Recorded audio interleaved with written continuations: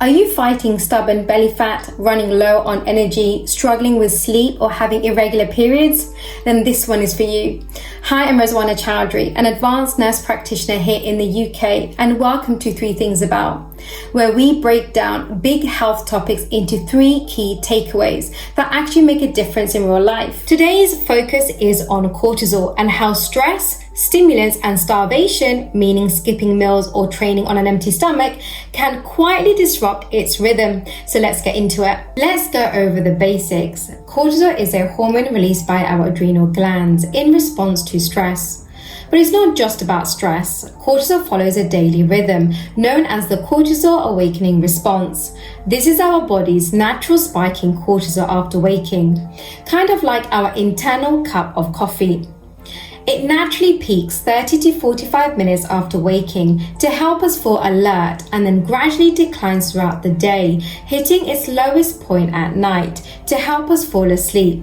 That is our ideal rhythm, up with the sun and down with the moon. This is what healthy cortisol looks like when it's working with us, not against us. Cortisol is one of several hormones involved in our body's stress response. And while it often gets mentioned alongside adrenaline, their role is quite distinct. Adrenaline acts within seconds. It's our immediate fight or flight responder, designed to mobilize us in moments of acute stress or danger. Cortisol, on the other hand, has a longer lasting effect. It manages our energy, keeps inflammation in check, and regulates sleep, mood, and metabolism.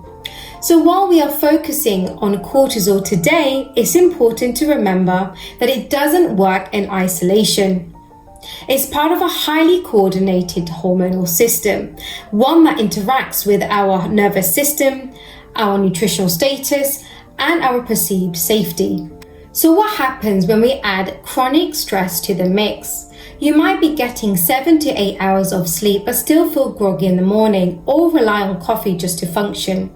That could be a sign of blunted morning cortisol, meaning your levels aren't rising the way they should after waking. So instead of waking up alert and energized, you feel like you're stuck in first gear, even after a full night's rest. And often this disrupted rhythm doesn't stop there.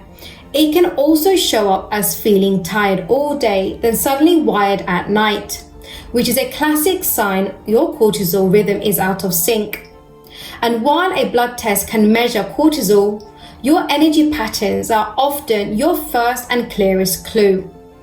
Chronic stress from overworking or poor sleep keeps a cortisol tap running, and our body wasn't designed to be in go mode 24/7. Our nervous system doesn't distinguish between emotional, physical, or even self-imposed stress. It still activates the same hormonal pathways. Chronic cortisol keeps our body in a state of high alert, and over time, that leads to real consequences. And here's a few worth mentioning: disrupted blood sugar control, suppressed immune function, mood swings, low libido, and memory problems. When cortisol stays high, our brain switches into survival mode, and that means reproduction takes a back seat. And the interaction between elevated cortisol and reproductive hormones differ in men and women. For women with high cortisol, your menstrual cycles may become irregular, lighter, or stop altogether. Your body is trying to protect you because it senses that now is not a safe time to become pregnant. Even if you're postmenopausal, have PCOS, or on birth control, cortisol impacts your hormonal balance. Women are more sensitive to cortisol because of estrogen and progesterone, the 2 key hormones that regulate our menstrual cycles, mood, and metabolism. Menstrual hormones are deeply tied to perceived safety and energy, so our body quickly adapts. Even subtle changes in stress levels can throw that balance off. For men, high cortisol can suppress testosterone, which plays a central role in muscle maintenance. It can even reduce sperm quality, making fertility a concern. And here's something many don't realize. When cortisol is elevated for long periods, it doesn't just mess with our hormones. Long-term high cortisol can shrink the hippocampus, the part of our brain that controls memory and emotional regulation. So if you've been more forgetful, reactive, or feeling mentally offline, cortisol could be involved. The good news is our body wants to reset, and it can with the right support, habits, and time. We'll get into practical steps, including a breakdown of the natural ways to lower cortisol in the AMP tips later on. So we've seen what stress can do. Now let's talk about something even more common: caffeine, a very common and loved stimulant. Here's what many people don't realize. Caffeine stimulates cortisol, especially if taken early in the morning or on an empty stomach. Our cortisol is naturally high when we wake, so adding caffeine stacks more stress on top. For most people, 1 cup during breakfast is probably fine, but multiple cups or drinking it before eating, that's where it can become a problem. Especially if you're already under pressure.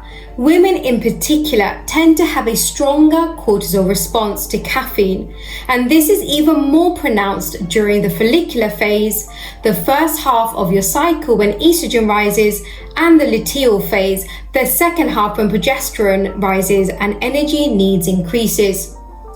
Too much caffeine for anyone can raise baseline cortisol, disrupt sleep, increase anxiety, but you don't have to ditch coffee. Just delay it until after or during breakfast so you're not stacking stress on stress. Our final point today is about what happens when we exercise in a fasted or underfueled state. Working out in a fasted state, meaning no food before exercise, puts our body in a low energy state. And while that might sound efficient, it can backfire hormonally. When our body senses low energy availability, basically not enough fuel, it can trigger a cortisol spike. That's our body shifting into a survival mode, which is exactly what we are trying to avoid if cortisol is already elevated. The common advice is that fasted workouts help burn fat, but it's not the full story. We need to look at the hormonal impact too.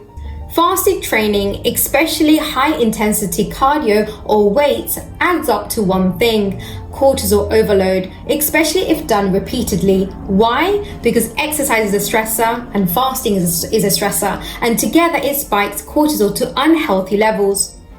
Over time, chronically elevated cortisol can disrupt thyroid function, and since the thyroid helps regulate metabolism, that means your body will burn fewer calories at rest. Even if you're working out regularly, you may find yourself storing more fat, especially around the belly, where your vital organs sit.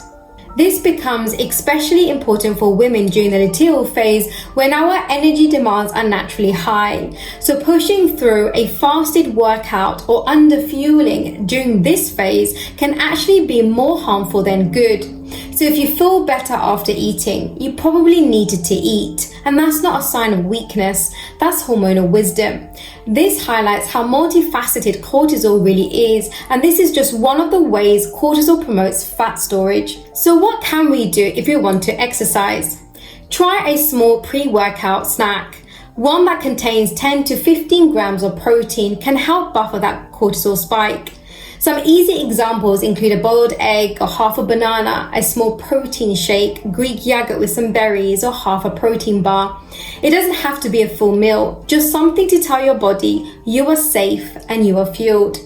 Here are some AMP tips, practical and natural ways to balance cortisol, and it starts with our morning routine. Try delaying caffeine by about 90 minutes after waking. This will help our natural cortisol peak without interference. Step outside and get some sunlight as early as possible. Even just a few minutes of natural light can signal our body it's time to start the day. And don't skip breakfast. Go for something protein-rich to stabilize blood sugar and fuel your system.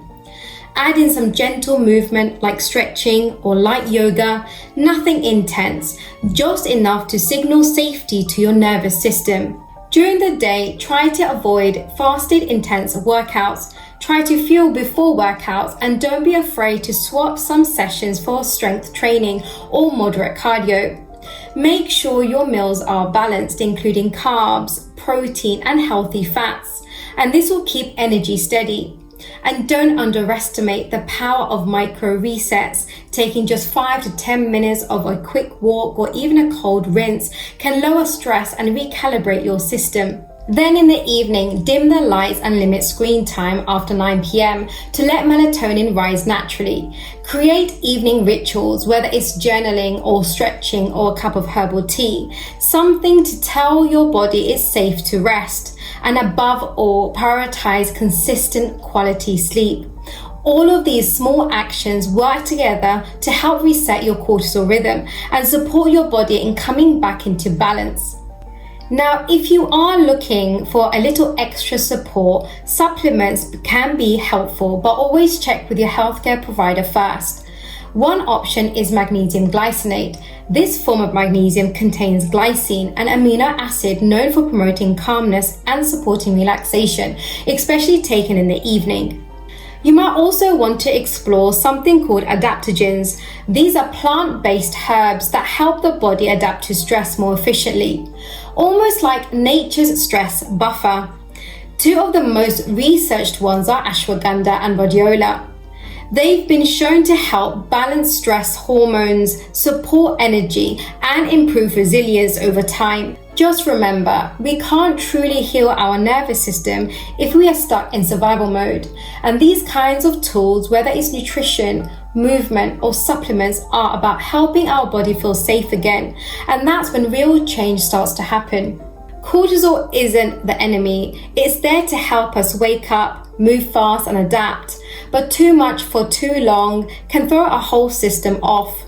So whether you are male or female, athlete or office warrior, start working with your hormones, not against them. Let's rethink how we treat our bodies, not with restriction or overstimulation, but with smart rhythms, nourishment, and recovery that help us thrive. If this resonated, share it with someone who needs it. And drop a comment below with your biggest takeaway. I'd love to hear from you. Thank you so much for watching, and I'll see you in the next video.